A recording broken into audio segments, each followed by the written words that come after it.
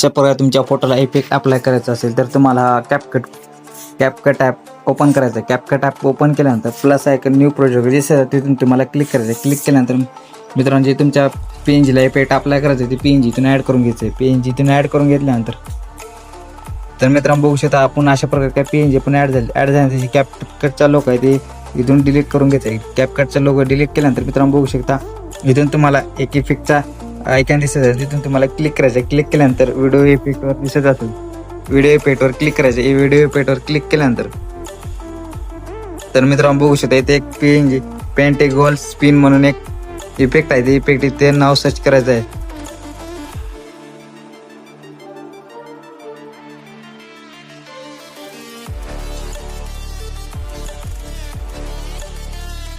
तर मित्रांनो बघू शकता इथं इफेक्ट आपल्या 4 नंबरच्या लाईनला इफेक्ट आहे.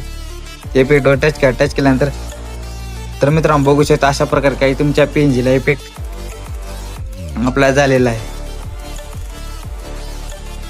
तसेच मित्रांनो तुमच्या चॅनल अजून सबस्क्राईब केलं तर सबस्क्राईब करा आणि बेल नोटिफिकेशन ऑन करायला विसरू नका. तर मित्रांनो बघू शकता अशा प्रकारे काही तुमच्या PNGला इफेक्ट अप्लाय झालेला आहे.